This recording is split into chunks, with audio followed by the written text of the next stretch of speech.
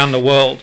We're very fortunate on this show to have some of the world's best athletes, sports people, people who work in sport across a range of different disciplines, from coaching, analysts, trainers, you name it. We've had some very fascinating guests on the show. We've also have our new segment. We speak to people in psychology and related fields with some really huge names in the field of psychology, some of the biggest names, the most influential people in the field in the world. So we're very fortunate today to have an amazing guest who no doubt is going to give us an interesting insight into what it's like to participate at the very highest level. He's an entrepreneur, an Olympian who had an amazing career spanning over 15 years at the top of world-class athletics, which is no mean feat to have that sort of longevity in the field. He'd won 400-meter gold at the World Indoor Championships in Japan in '99, and also an Olympic silver medal in the 4x400-meter relay at Atlanta in '96. Winning many medals, 13 medals I believe, probably even more. We'll sort of confirm that shortly. But Jamie Baulch, welcome to the show. Great to have you on board. It's great to be here. Fantastic career you've had, Jamie. I think, if we sort of start with the beginning, what inspired you to go into 400 meters? It's a grueling, maybe not so grueling for you, but for most people, 400 meters is a tough event. But what inspired you to go into the 400 meters? That's a very good question to start off on. I don't think I was inspired to do it at all with the 400 meters.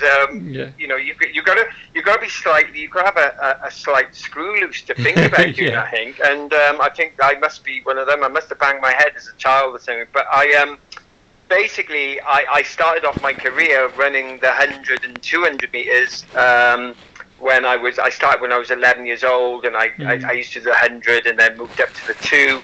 I got all the way to the World Junior Championships, racing people like Darren Campbell, who went on to win an Olympic silver medal in the 200 meters. Atto Bolden was in my World Juniors, and that was in 1991. So I ended up coming fourth in the 200 meter final in the World Juniors behind those two guys I just mentioned, and we actually won the relay, the 4x100 meters, and broke the World Junior record. So I started off my career as being a sprinter, even though the 400 meters is still a sprint.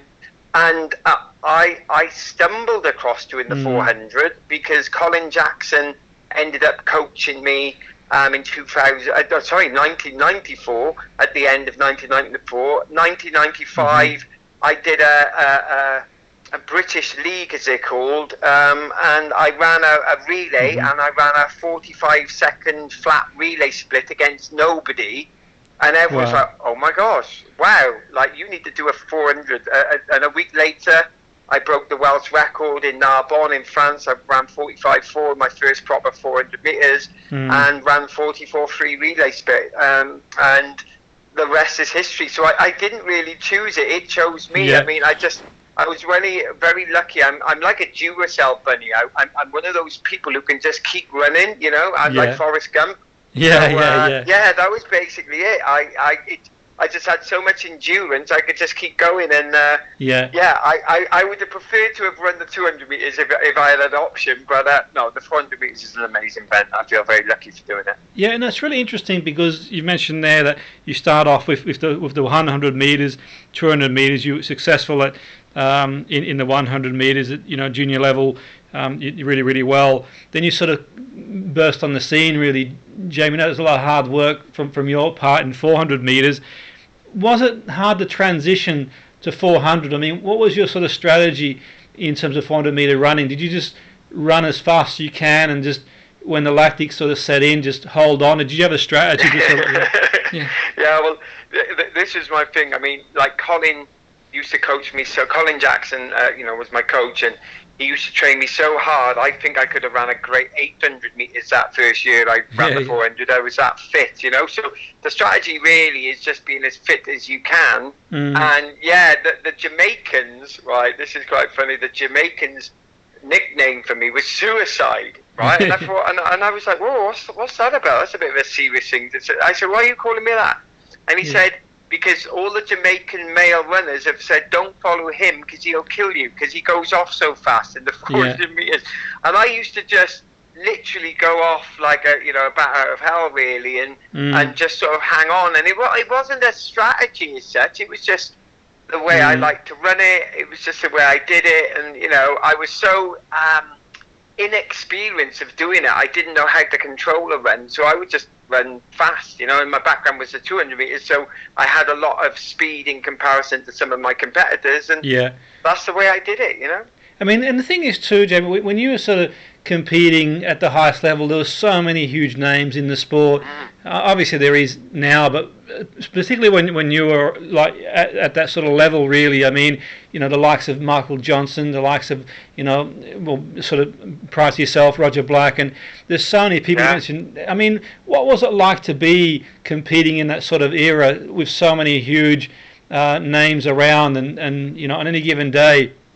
Obviously, Michael Johnson was just a phenomena, really, once a lifetime, competitor. But what was it like to be in that era? Yeah, well, I feel very, some people might say it is being a disadvantage, but to me, I feel I was privileged to be in what I would term to be golden athletics. I mean, we were all household names, and to race, and I was honoured to be in the era with Michael. In fact, I was in the race when he broke the world record, and I was quick. I was very good, and I remember being in that race in Seville in '99, and I came off the final curve, and even before I ran around the bend, he went so fast past me round that second turn, and he just kept holding it, and if you ever watch footage of it, you actually see the first person to congratulate him was me, right? Because I thought, he's just broken the world record, I'm going to get in the shot and give him a hug. So, like, the guy was amazing. I mean, yes, there's people who've ran faster than him now, which I think is unbelievable. You're off the great Usain Bolt, who's the greatest of them all now. Van Niekerk in the 400 meters. I never saw Michael Johnson's record for the 200 being broken, or the 400, and X amount of years later they both get broken. But incredible, records are always here to be broken. But the guy was incredible. The British 4x4 team, myself, Ewan Thomas, Mark Richardson, and, as you said earlier on, Roger Black. I mean, this is how quick we were in '96. I came fourth in the Olympic trials in Birmingham. That time I came fourth with would have got me a bronze medal in the Olympics. Wow! And you just think that's how quick we were sort of running. We still hold the British, European, and Commonwealth record, and I just think, wow, it was just phenomenal, So, I just feel very privileged. Some people may see as that being a bit. Bit of a hard one, because if I was competing today in Britain, I'd be kicking everyone's butt quite comfortably. But absolutely, I mean, I would rather be in a sport when it was really attractive to the crowds, and we, like I said, we are household names. In fact, 20 years on, I would say my name is still out there in comparison to some of the current 400 meter runners we got in this country. So I feel very privileged to be part of that golden era. Yeah, and absolutely. And some of our listeners will sort of be old enough to remember the '96 Olympics when you guys sort of got the silver in Atlanta, and that was sort of a phenomenal achievement, obviously. And what was that like to get that sort of silver? Obviously, the competition was tough at the time, but what a great team that you guys were. And what was it like to sort of almost announce yourselves on the sort of world stage? Obviously, you've been successful prior to that, but I suppose the Olympics is from a general point of view, most people sort of watch the Olympics. What was that like, Jamie, to sort of to get that silver? Well, just amazing, really. It was my first Olympic Games. I was 23 years old. I was in one of the best teams, well, the best team we've ever had in this country, Europe and the Commonwealth. And, it was just an amazing moment. I mean, it was not many, this was the lovely thing as well, it was not many people who won Olympic medals in '96 from Great Britain in any of in the team period. I don't mean track and field, I mean in the whole team. I think it was only like 16 medals won. I mean, in 2012, I think it was 60, 70 medals we won, or something crazy like that, So again, I was one of the chosen few to be privileged enough to get a medal when nobody else really did. So, you know, I felt very honoured in that, to be part of that. I think the only sad part about it is we didn't have any gold letter boxes done for us when we came home. Yeah, I mean, there's loads of gold ones in 2012, but I think to myself, well, hang on, we were, in fact, I feel like we were even more special because it was quite unique at the time for a team to do so well, you know? Yeah, absolutely, and it's, you know, incredible achievement. And then the World Championships, you guys ended up sort of, you know, putting in an incredible performance at the World Championships in '97. Obviously, winning the gold. I mean, what was that like, Jamie, to sort of like, you know, go to extra sort of mile type thing, and you know, it's a huge, obviously, achievement that will sort of stay with you forever. And what was that experience like to actually sort of on a World Championships level, you know, finish at the top? Yeah, well, unfortunately, we didn't. Yeah, it was a bit of a sad occasion because we didn't actually win it on the day. Yeah. So we got beaten that day by America again, and Antonio Pettigrew was caught in taking performance-enhancing drugs. So they got DQ'd and we got given the gold, but we didn't actually get given the gold until 13 years later. Wow. So it was a little bit of a bittersweet moment, really, because, you know, yes, I've got a gold medal in my bag, sort of thing. You know, I've got one, but we didn't win it at the time. And you know, in '96, you know, the American team were the best team. You know, they were. You know, I can't say, oh, we could have if we know. They were amazing. But in '97, I felt, all four of us felt that we could have actually won that. And you know, when you look back on it now and you think, well, one of the guys was taking the drugs, you think, you know, from the American team, you think, okay, no wonder they beat us. And so even when we went, you know, when crossed the line, Mark Richardson crossed the line that day, you know, for us to come second, we were slightly disappointed when we were on the rostrum because we felt that we were a better team in '97. We felt we were more prepared. And unfortunately, you know, due to malconduct, really is we lost out. But I've got a medal in my cabinet, you know, which is nice. But yeah, a bit of a bittersweet moment for me, really. Yeah, and absolutely. I suppose, you know, all you can do is run like your own race metaphorically, and you know, you guys put a huge performance in. There's no sort of taking that away from you guys. Obviously, you know, consistently putting in performances in too. And one thing that sort of struck me about the sort of relay team in the 400, Jamie, was consistently strong performances. You know, year in, year out. Be it the Europeans, be it the World Championships, be it the Olympics, there was always a solid performance. What was the sort of background behind that? How much work went into the relay? What's it like to sort of get things right in a relay team? It's really difficult, you know, you've got that short space in time, you know, you've got 3 minutes, you know, under 4 minutes to prepare your body. Everyone's running 44, 43 seconds for their relay leg. To prepare your body over a 4-year span, that's an Olympic cycle, to try and get it right. And if you get it wrong in that moment, in that minute or under a minute, it's gone. And it's gone forever. It's not like one of these things where, you know, you've got a job and you go, oh, I didn't finish the contract off. Okay, I'll do it tomorrow. I mean, the pressure is immense.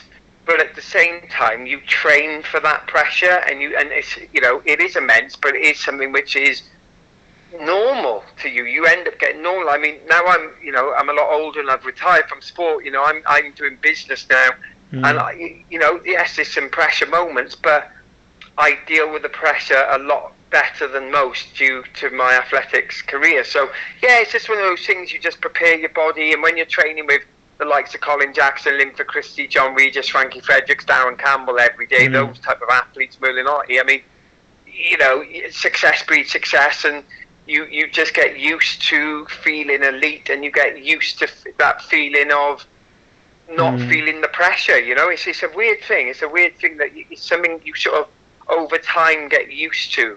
No, interesting stuff. And I mean, obviously yourself, you know, had a big personality, and there's a lot of strong characters in athletics at the time, and what was it like in terms of what were they like? What was it like to sort of gel with the other guys? They were sort of huge personalities as well. I mean, the likes of Thomas, Black, Richardson. They were, really talented athletes, and yourself. And what was it? What was it like? What was the sort of camaraderie like, Jamie, between you guys? Yeah. Well, we were all. Yeah, we were all known in our own right, if you know what I mean. We all had our own individual styles and personalities. We all got on really well, and that's what I will say. Which was lovely. I'm still friends with the guys to this day. And it was my birthday in May in lockdown, and for lockdown, my partner Cheryl, she ended up going on a Zoom call and inviting all my Olympic friends on there to wish me happy birthday. And these guys came along and just came and, hey, happy birthday. I was like, wow, 24 years later, and the camaraderie was great. I mean, without them, I wouldn't be who I am, and without me, they wouldn't be who they are. And so, we all had that common goal and respect. Yes, we were competitors, and yes, I wanted to kick all their butts. But at the same time, I respected them. When you get to that level of eliteness, there's no other way than to respect each other, because to get to that Olympic standard, Olympic level, Olympic final level, and as I always say to people, it's all well and good when you get, to make the Olympic team. That's great, but it's another level making a medal. You know what I mean? It's a whole new level. That's the elite of the elite, and when you get to that, I mean, you've got to respect the other person, because it's the chosen few which make it. And so, I got a lot of love and adoration to the other guys in the team, Absolutely. I think that's interesting, and obviously, like you've mentioned before, going across the business, being able to sort of transfer some of those skills. And in 2002, you sort of experienced a lot of success in terms of the Commonwealth Games, the silver, the Europeans as well. And what was it like to maintain that sort of level at the Commonwealth and then the European? How did you sort of manage to sort of taper and keep yourself in that sort of frame of mind, physically and mentally? I'd say I was I would say there is a slight stroke of luck in my career. Is in running the 400 meters is one thing, training for the 400 meters is another. And it's so easy when you're training to hurt yourself, because you're having to put so much endurance into your body and running at pace to enable yourself to run very fast in a final of an Olympics or a World Championship. So a lot of athletes got injured along their career, especially in the 400 meters, because it's just so hard to do, because your recovery, you'd have to get up the next day and do it over again. And if you were slightly jaded or tired, your hamstring could go, or your Achilles or whatever, right? So I feel very lucky, that my career, started in 92 and ended in 2005, and I ended up retiring on my terms, really. So I feel very lucky. I mean, if you were speaking to, say, somebody like you and Thomas, my teammate, you'd be like, oh, I'm disappointed that I didn't finish on my terms. And, he openly said he was, very upset, of the end of his career. And a lot of athletes would say that to you, but I feel very fortunate that I went through pretty much most of my career unscathed, Yeah, interesting you say that, and I think for me, sort of looking from the outside in, you sort of seem like the sort of athlete, Jamie, that left nothing in the tank. You just went for it, gave it your best. And what was it like sort of at the end of the sort of career? I mean, obviously some athletes struggle at the end to sort of transition, and you spent so long at the top and travelled the world and won a lot of medals, and mixed with some of the best athletes in the world, some of the greatest of all time, debatably. And then all of a sudden, it all comes to an end. You retire. And what was the feeling like when you I know you mentioned you retired on your terms, but what was it like to sort of retire and say, well, that's the end of that. Now I'm going to move on? Yeah, well, I feel very fortunate that I did retire due to the fact I was missing my family. I got 2 children. They're all grown up now, and I just thought I missed my family. I was living away 6 months of the year, and I thought enough's enough. And for me, I remember somebody saying to me a long, long time ago, whilst I was competing, oh, you're the runner, oh, you're the runner, like losing their mind when they saw me, right? And I said, no, I'm not a runner. Running is something I do, not what I am. Of course, and they looked at me and stared at me, and I just said, look, this is just a job which I love. I said, I'm not defined by athletics. I'm more than that, and even way before I retired, I already knew it was going to come to an end, and I had my feet firmly on the ground, which I still got, knowing that life changes, and because of that, I retired gracefully and have never looked back. I've never, yes, do I miss going to the Olympics? Do I miss competing at that high level? Of course I do, because it was, it was amazing, that I can't recreate that incredible feeling crossing the line, winning the World Championships ever again. But, I do things in my life now which are not on that like high level, but I still get certain buzzes out of certain things I do. So to me, retirement was quite easy. To a lot of other people, it was very difficult, and I already knew what I was going to do next anyway. So I didn't retire and go, what the hell am I doing next? I knew what I wanted to do, and I attacked it just like I did in athletics and got it. So I'm always I'm very entrepreneurial. I'm very committed and very driven. So retirement for me was fairly easy in comparison to a lot of my competitors. Yeah, and that's interesting. And I suppose any sort of athletes listening and sports people, that's an interesting sort of takeaway, sort of have in mind what you want to do afterwards and sort of focus. And I suppose I get a sense that whilst you sort of loved what you did and really passionate about it, it wasn't sort of steeped in your identity. You sort of had other things as well that you were working on too. And yeah. I mean, with GB, there's been a strong tradition of athletics, 400 meters, some great 400 meter runners over the years, and we could name Lowe's, do a whole show on 400 meter runners. And where do you see it going now, Jamie? I mean, what are your thoughts in terms of obviously at the moment we're in sort of partial lockdown and so on and so forth, but in general, I mean, this year would have been an Olympic year. It's likely to go ahead next year, hopefully all things being well. But where do you sort of see 400 meters in GB going from here? I'm quite outspoken about this to a degree. Like the women's team, phenomenal. The 4x1 and the 4x4. I think what they've got going on is incredible. What they've done over the last few years is just going from strength to strength. The men, on the other hand, I think is nowhere near the same standard as it was 25, 24 years ago, which you think, that's a quarter of a century ago, and we would kick all their butts, right? Why is that? And I put it down to this: success breeds success. I mean, I was around every day of my life. Colin Jackson, Linford Christie, Darren Campbell, John Regis, Frankie Frederick. You hang around them every day. There's no way but to be successful, right? Because you would get your butt kicked every day if you didn't perform, right? And so every day I trained was like an Olympic final. So that's the first thing which I think has changed. We had strength in depth in the country of GB. So that's the first thing I'd say. And then secondly, I think, especially with the 400 meters, like I said at the very beginning of this interview, it's a hard event. It's a tough event. It's a really grueling event. It's difficult.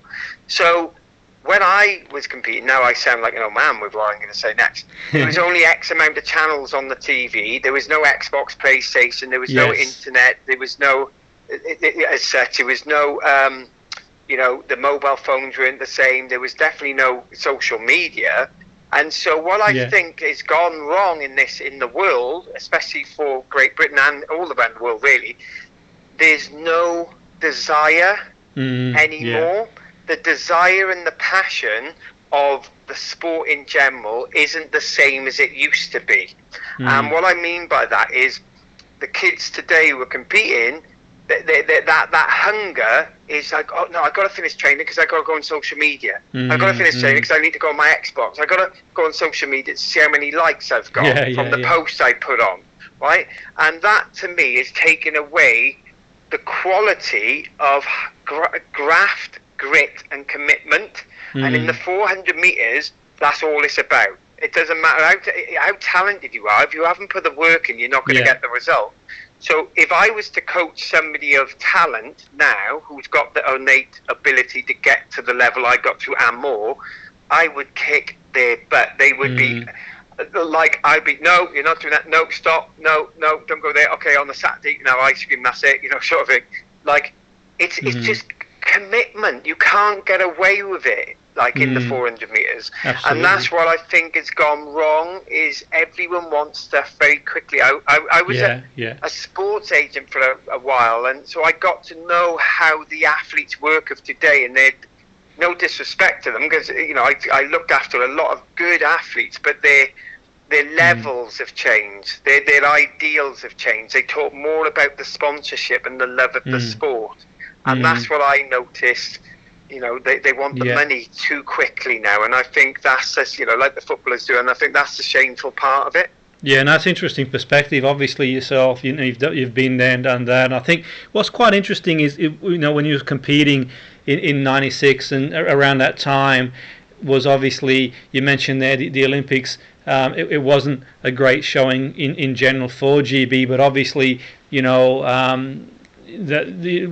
suppose that the funding helped and other things, that the infrastructure helped, and 212 was obviously a big performance, so was 216. But in terms of you guys, what sort of change do you think also, I mean, in terms of like funding now, and you mentioned sponsorship now, was that different back then, Jamie, to what it is now? And obviously I think that the main difference to it then and now is people think back then it was not that much sponsorship or fun. No, it was the same. It was good. We got paid pretty well. People don't think that we did, but we did. And in fact, it was even better then, because your performance triggers to compete would be. You get sponsored by Nike, Puma, whatever, and they would give you a contract, and yes, you'd have to perform to get the money. But now, having been a sports agent since, I was a sports agent from 2009 to 2015. Wow, these guys got to earn their bucks. The sports companies, like I said, the Under Armours, the Pumas, they want rinse every dollar from you to make sure that they're getting their money's worth, and things have changed right now. So it's like I said, I just think generally, I think the whole ethos is changed a bit. I think it's a very throwaway world right now. Like when I'm 47, but when I was a kid, your mum and dad would give you a Christmas present, like a stereo for Christmas if you were lucky, right? You'd get this, this wife, this stereo for Christmas, and you would have that for 5, 6, 7, 8 years until it broke. Absolutely. You buy your kid an iPad. The next year they want a new one because it's the old version, and you're spending 500-600 quid on iPad. So my point is it's a very much throwaway world now, and the young athletes today want the next thing. What's the next thing? What's the next thing? What's the next thing? Well, no, relax. Don't worry about the next thing. Focus on what you've got right now, and that's what I think is going wrong generally. It's a very fast world, and I think we need to slow it down. And I think lockdown has shown us that we can slow it down and still utilise everything properly and do a great thing. Absolutely, having some time to think about things and be more introspective and so on and so forth. It's like, I suppose, like you mentioned there, I think sometimes, there are some sort of athletes and sports people in football. Predominantly, I think sometimes there are people who like the idea of being a footballer or an athlete, or they like the idea of sort of doing it, but the actual doing itself, Jamie, like getting out there, putting the heart, it's a different ball game. Like the thoughts, the fast car and house and all those sort of things. But you've got to work hard for it, and I mean, in terms of for any sort of young person thinking about going into sort of athletics or 400 meters, and what would you say, Jamie? I mean, it's hard to obviously give advice. It's very subjective. But what would you sort of say to any sort of young person thinking about getting into athletics at some point? Obviously, when we sort of start to, when we can start training again and so on and so forth. What are some of your thoughts? Yeah, well, the key thing is this. The main thing to me is love what you do. Love the sport. Love it. You've got to love what you do. You've got to love running. You've got to be passionate for what you're doing. You've got to not look at what the next person has got. You've got to not, and just do it, and just get your head down and keep your head down until you're in the Olympic final, and then raise your head and then get a medal. Just enjoy it, because you look at all the best sports people on the planet. Let's just use Usain Bolt or whoever it may be. The ones who win are the ones who are smiling whilst they're doing it, to a degree that you can see they're relaxed, they're fluid, they're this, they're that. The ones which come second are the guys who are tight and tense, and they're not in. They're trying too hard. So the thing is, in sport, is don't try, just do. Just give it your best and enjoy it. So that would be the mainstay. Is just if you've got to go in it for the right reason. I didn't start off going, when I'm older, I hope to get a house and a car. I started it going, I want to run fast. In fact, I want to kick that guy's butt. Okay, I've beaten him now. Now I want to beat this guy. Oh, I've beaten him. Oh, next thing you know, I've beaten everyone. I'm world champion. That is the key to success, is just take it in small chunks. You can't, yes, have an eye on the Olympics and have an eye on a world championships, but be realistic. And like I said, the most important advice I'd give to any youngster listening to this, just enjoy it and train your butt off, and you will become successful if you've got the innate talent and the setup. Yeah, and that's a great point, and be the best you can be. And I suppose, I'm glad you sort of mentioned that, Jamie, because people will sort of, people who sort of watched your career, and you mentioned obviously Usain Bolt, and you guys sort of, ran and with a smile and sort of, had, big personalities. People will sort of see that and think, well, what do they do in the training room? And people like yourself in a training room, would have put so many hours in. Usain, very talented, obviously, like you said, the talent's there, but a lot of hard work goes into unlocking that talent. Sort of just for young people to sort of be aware of that. How hard did you guys train, Jamie? How much effort did you guys put in to get there? Well, if you chat to anyone, like my training group now, Jimmy Petruzzi, Colin, Frankie Frederick, you ask any of those greats, right, who've all got Olympic medals to world records to world championship golds. They're proper elite of elite, right, the people I train with. And I know I trained harder than any of them. And they would say that. They'd say, Jamie was crazy. I just would not stop, right? I would just keep going. I used to be sick, physically sick, 3 times a week whilst running. I'd be on the floor. It'd be several times. I'm thinking, I'm not getting up today. I'm not going to get up. I've hurt my body so much. I used to train on Christmas Day, so I wouldn't train hard on Christmas Day, but I'd train on Christmas Day, because when I was in the Olympic final or the World Championship final, I'd look at the American and the Jamaican thinking, that guy made me leave my house and leave my kids on Christmas Day. I'm going to kick his butt. Wow. Right. I would put in everything. All in, all my chips. Like, if you said to me, what happened if it didn't work? I didn't know. If we were gambling, I put it all in. I didn't go, let me just put a little bit in because I want to go on social media, or let me put a little bit in because I want my hair looking good, or let me put a little bit. No. I put it all in. And when you put your chips all in, yes, it's not always going to work, right? But when you put your chips all in, if you're not always going to win, but one time you're going to win the lottery. And I won the lottery, as you said, at the very, very beginning of the interview, 13 times, from European right to Olympic medals. So, and it's because it's when you put everything in, you get the results out. And the same goes for my business life now. I'm 47. I've been working in business. I put my chips all in. Every time I do something, I put them all in. And there's been times I've failed. There's been times I've really messed up. There's been times when I pulled my hamstring once. There's been times in all walks of life you mess up, but it's the time the person who gets up is the person who will win the game in the end. And I've won so many times. And, absolutely, yeah. And that's the key to it. Just put it all in, lose. Put it all in, lose again. Put it all in, lose. Put it all in, lose. Oh, well, I've won. That's and you're not always going to win. A really powerful, inspiring message there, Jamie, for anyone in any sort of, whether they're in sport or whether they're in business or anything, even academic, where you sort of keep going, and that's a massive take-home message. And it sounds like you really transferred some of those skills you sort of developed in athletics to business. And is that the case, Jamie? Would you say that you're able to, that mindset from competing? Big time.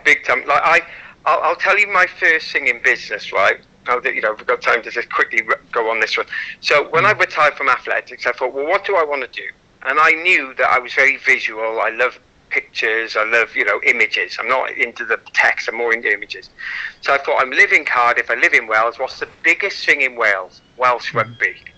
Yeah. Right, and I looked at the Welsh rugby calendar of 2006, 2005, and it was absolutely awful. It looked like my teenage kid could have done it. You know what I mean? It was like it didn't look professional. Put it that way.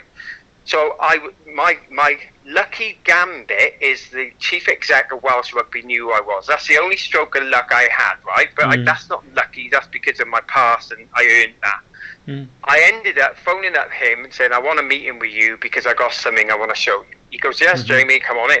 I went to a board meeting, sat around the table of 6 people, the marketing director, the chief exec, blah, blah, blah. And I said, can I be really blunt and honest with you? Yeah. I said, your Welsh Rugby calendar is absolutely rubbish. And they looked at me, and I'm in Welsh Rugby Union. I'm in the Millennium Stadium, the Principality Stadium. And they looked at me and glared at me, and I said, no, it's rubbish. And I picked holes in it. I said, I'll tell you why it's rubbish. So I showed them why. And I said, I propose on wanting to do your calendar next year. And their answer to their question, which was a very good question to me, was, so, Mr. Baulch, what attributes and skill sets have you got to make in a calendar? And I said, I've got none. But I said, you don't become a world champion and Olympic silver medalist by being lazy. I said, so give me the opportunity to do your calendar next year, because you can't do much worse than that, right? Give me the opportunity. They said, oh, Mr. Baulch, can you go out the room? So I left the room. They conferred with me. They conferred with themselves. It came back in the room 2 minutes later. Said, you've got the official license to do our calendar next year. Wow. Right, this year for next year. I went, like, yes. I walked out of the room. I went, oh, my God, damn. Now I've got to do it. Yeah. Several months later, I produced their calendar. We did record sales in Asda, and it was the best-selling calendar they'd ever done. Wow. And it's not because of me. It was, yes, my idea, but I brought in a professional photographer. I brought in a makeup artist. I brought, where we took the photographs was a really good area.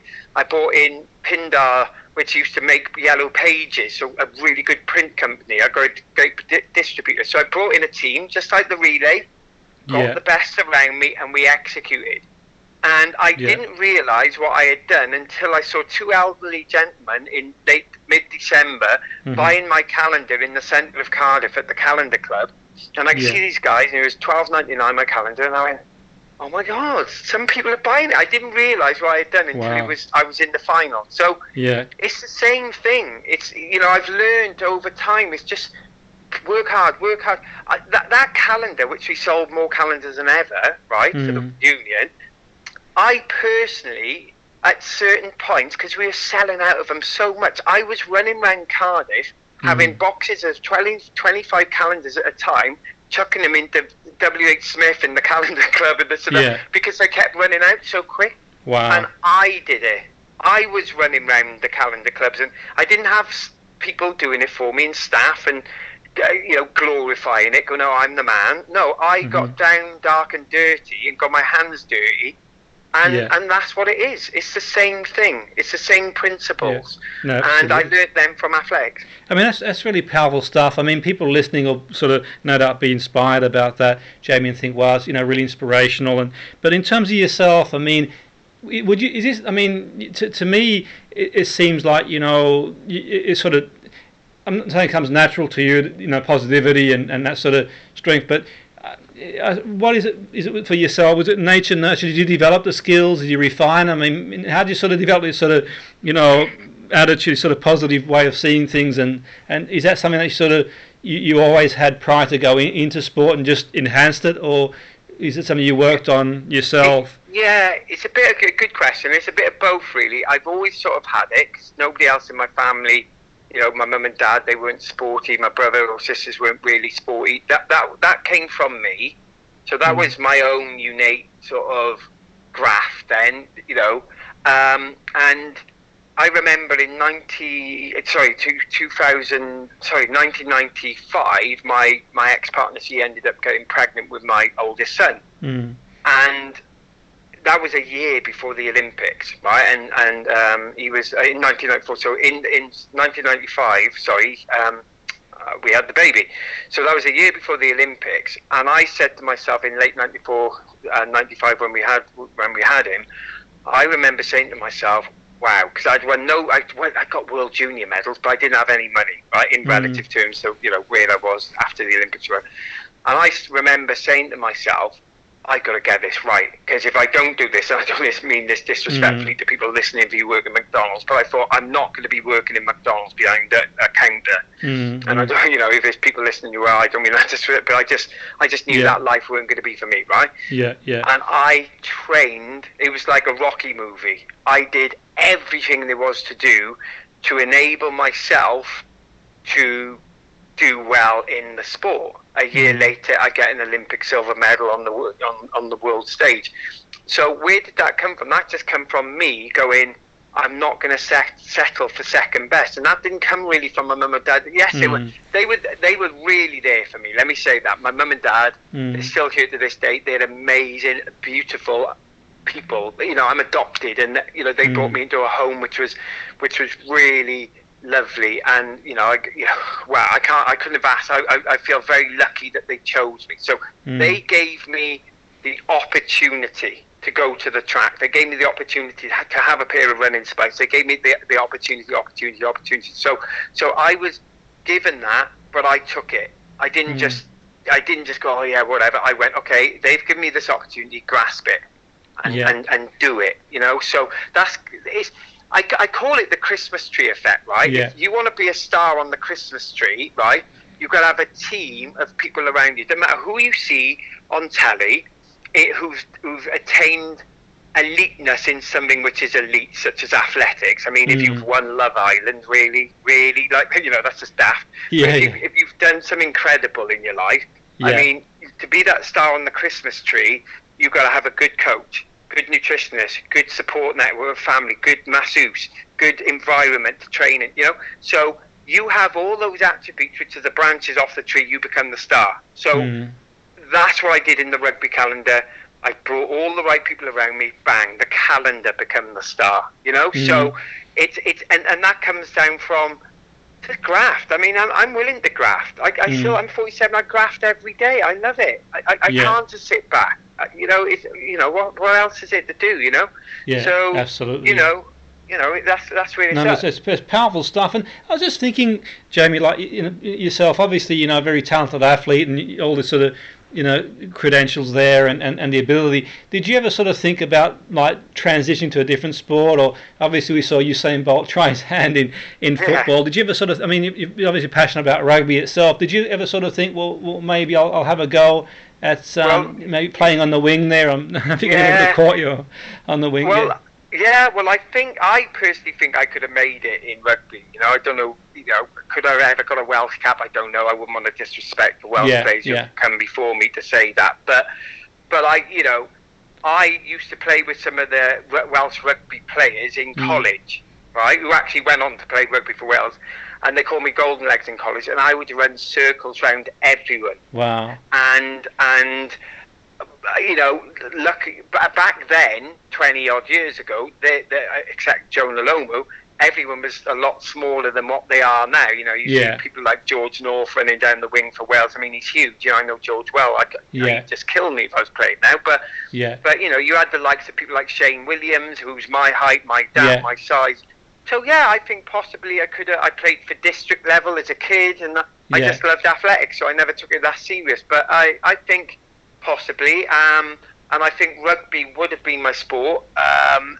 Football, I'm absolutely useless at, but every other sport apart from football, I'm good at. But football's just useless. It's weird. No, it's interesting stuff. And just, I mean, in terms of yourself, say for mental preparation, I mean, like what do you do when you've got like a big event? Coming up, Jamie. Obviously, you seem to have a way of getting into that sort of zone. How do you it comes naturally to you? Do you sort of prepare yourself like intentionally you sort of think, I'm going to psychologically get myself ready for this, or did you have a specific mental preparation that you used? Well, the main thing for success on the field of play is preparation way before the day.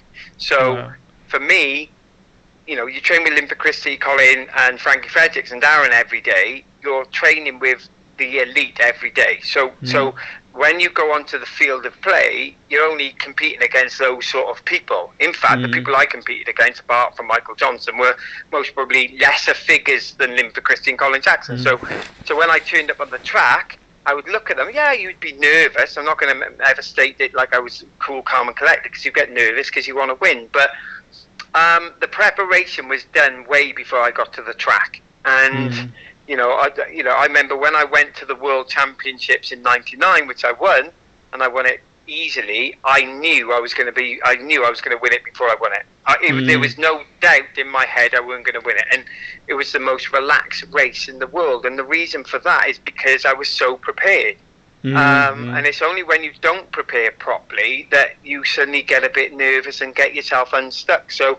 Or if I did prepare properly and I didn't win, it's because somebody was better than me. And I'm a realist. I'm not one of these self-indulgent, I should have won that. I absolutely rinsed every inch of my talent. Michael Johnson was so far superior than me as a sportsman. I know it. He knows it. Ewan Thomas might have been. Roger Black might have been. What I did do is rinse it. I didn't leave any stone unturned, and because of that, you get the medals. So I feel quite proud. I'm 5'8". All my competitors were 6 foot, 6'1", 6'2", 6'3", and I'm from Wales, trying to compete with Michael Johnson, who's 6'1", from America in hot weather every day.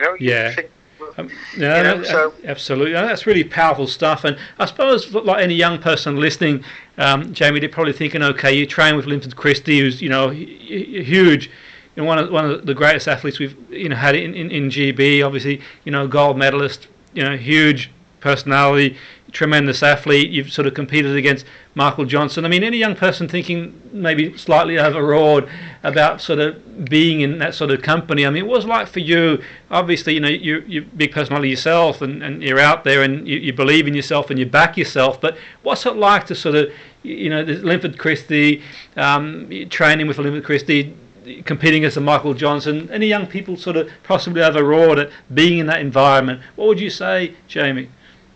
Well, those athletes you just mentioned, Linford and Michael, what have they got over me? Okay, they were both taller than me, but basically they just got 2 arms and 2 legs, and they got a mum and a dad, right? Yeah.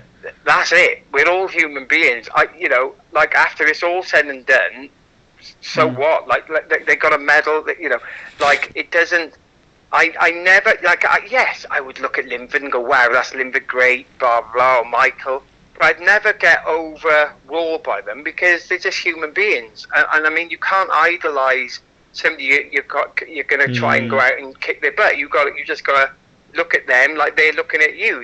I remember in 1996, I went to 10 Downing Street after the Olympics, and it was a couple of times in my athletics career, which I found it kind of mad. But I remember being in 10 Downing Street with John Major, right, and it was after the Olympics, and it was all great. And Frank Bruno, the boxer, came up to me. He goes, "Oh, Jamie, all excited. Oh, I love you, man. You're a great athlete." I was like, wow. And then I had Gaza come up. Gaston come up. "Oh, yeah, Jamie. Oh, brilliant. Yeah, high five. You're great. I always watch you." And I'm like, looking at him going, "Whoa, you're Gaza." Right? The guy was huge at the time. I mean, everyone knows him still now. But you know what I mean? That's when he was at his pinnacle. And, absolutely, I'm looking at him thinking, what? How do you know me? But we're just all normal people. We're just people with talent or people with ability, and it doesn't matter if you were the best in sports day or if you're the best in the world. We're just human beings. I always say this to people: the difference between when people go, "Oh, Jamie, you're great," and we have a bit of a deeper conversation. I said the only difference between me and you is I could run around the track a little bit faster than you, and that's it. Let's take me off the pedestal, because yes, what I did was great if you want to look at it on that level, but No, we're all human beings. To me, like, when I look at a doctor who's gone to university and he saves 100 lives, I think, now that is a person I respect. You know? Not somebody who's kicked the football a bit better than somebody else. No, you know, it's you know, really, like, you know. Yeah, that's a really powerful message. I think, you know, especially for young people listening who are looking to sort of push on in their career. And I mean, not everyone can go on and win medals. Obviously, you know, there is a genetic element to competing, as well as not taking anything away from hard work. It takes a lot of hard work, but you've only got what you've got. And I suppose for any sort of people wanting to participate in athletics, but maybe they haven't got that sort of, you know, the genetic to go on and be a world champion and win medals, what would you say to them, Jamie? Just sort of go out there, enjoy it, compete, and just be the best you can be?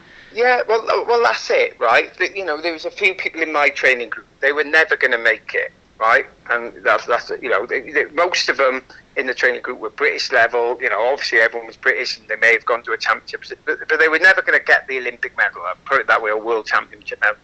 But you know, everyone's got a place somewhere. We can't all be the best in the world because it's just the sport would suffer. So the person who comes second, third, fourth, or the person who didn't win the medal, they're just as important as the person who did win, because if they didn't bother taking part in the sport, there would be no sport. And then if there was no sport, and if people didn't enjoy watching it, then there would be no sport because it wouldn't be entertaining. So for the person who's never going to get to that level, and I know certain people from my training group who were never going to make it, if they were on this phone call now, you know, in this interview now, and you said, what was it like for you in your career training with Jamie and Linda Christian, blah, blah, blah, they go, oh my God, it was amazing. Because they did the whole same thing we did, apart from win the medals. Absolutely, and even if you don't get to that level, you know, you don't even go to an Olympics, European Commonwealths or whatever, what are you doing in the process? You're getting fit, you're getting healthy, and you're getting to meet some great people in a great environment, rather than being sat on a PlayStation and, you know, you know, couch potato struggling to get off it because you're 10 stone overweight because you haven't been able to do anything, you know. So it's great. It doesn't matter about the medals. It matters about how you feel and what you're getting out of it. Yeah, that's a powerful message for especially young people thinking about getting into sport as soon as we can, sort of get back out there again. And it's a powerful message because obviously just be the best you can be and see where the road takes you type thing. And success, I suppose, is being the best you can. And I mean, just in terms of yourself going forward, you know, yourself, obviously you've got a lot of experience from being an Olympian and an entrepreneur, and you've sort of, you know, done a lot of different things in terms of, you know, turned your attention to and being successful. What's your vision going forward, Jamie? Where do you sort of see yourself in terms of from where you are? I mean, you're sort of being successful at pretty much everything you seem to turn your hand to, but where do you sort of go from here, do you think? What sort of more of the same? What's your next step? So my next step really, you know, is, you know, I'm working hard in my businesses still. You know, I own a few different companies and they're going well, you know, but I do want to get across, it doesn't always go well, you know, like, you know, when people listen to this, they go, oh yeah, he's one of those lucky ones, they've always got, no. I've really struggled in certain, you know, in my athletics, I've struggled in business, but it's because you know, I've been up till 5, you know, I'll give you one example. So I do silent auctions. I do all charity events across the country and around the world. So we did one for Usain Bolt, you know, for example, his farewell dinner, did the Monaco Grand Prix, some really big sort of charity events, which we do the auction at. And I remember we did one event a year or so ago, 2 years ago, and we had all the tech, which was there, and suddenly the Wi-Fi went down, right? And I was like, oh my God. So this was like an Olympic final event, you know what I mean? Properly. We're in like, and luckily, you know, so you can imagine I'm flapping. I'm like, oh my God. And luckily we had a fail-safe thing where people could end up using their sort of like mobile phone. So but my point is the stress which I went through to try and get that operation right when it mattered on that day, on that minute. And that's where my Olympic experience came in, that I could handle the stress. But, you know, everyone in life goes through stress. You know, you go on Instagram and they show a real nice representation of themselves. You know, we all look at people, oh, look at their lifestyle, look what he's got, I wish I had that. No, we're all suffering. We're all suffering in our own way, you know. We may not be suffering every day of the week, but there'll always be something which is irritating a person. You know, it could be something big or small. So, you know, my whole thing is, you know, I want to get across is success only comes when you're willing to go through all the failures. Yeah. And I failed more than anyone around me, right? I failed more than anyone in my family. Right, and like my family would look at me and go, "What do you mean by that? Well, you got to live your family, this, you done." And I'd be like, "Well, what about them when that messed up? What about this when that happened? What about that when that happened?" The difference between me and my family, they got a 9 to 5 job, which is safe, and secure, and they're not willing to risk anything because they're too scared to do it. And that's no disrespect on anyone in my family, but that's what it is. Yeah. And I've messed up massively along the way, but equally I've massively gone the other way as well. We're like, oh my God. And, you know, I'll have a conversation with my dad, go, "Dad, today I did this." He's like, "What?" Like, that's amazing, you know. But, you know, there's conversations when it's gone the other way. So it's it doesn't matter if you want to be an entrepreneur or really successful in your life, or you want to be a big time, or if you want to play it safe and do the 9 to 5 or play it ultra safe and not do anything. You know what I mean? Yeah, absolutely. You know, everyone's got a choice, and I just choose to play the risky game because that's all I've known since I was 11 years old when I took on that, you know, 5'10" guy and I was only 5'3". You know what I mean? I always try and, you know, I always jump in head first and give it my best shot. That's my innate nature, and that's it, you know. But you know, it's horses for courses. Yeah, no, it's powerful stuff, and it's been great having you on the show, Jamie. Sort of time sort of got the best of us. It's sort of been a fascinating interview. I'm sure our listeners have really enjoyed listening to some of the amazing insights. It's been very inspiring too, and I think it's quite sort of fitting this sort of what people are going through at the moment as well, and to hear you speak, and I think it's been a really powerful message. I really want to thank you for coming aboard the show. It's been phenomenal. And that was Jamie Baulch, entrepreneur and Olympian, whose record speaks for itself, has been very kind to join us on Salford City Radio 94.4 FM, the Friday Sports Show. Your host, Jimmy Petruzzi. Really fascinating interview. As always, feel free to drop us an email on our Facebook page. If you have any comments, question otherwise about today's interview, or any other interviews that we do. That was Jamie Baulch. Fantastic interview, amazing insight into the world of 400 metres and beyond. So great stuff. Thank you, Jamie.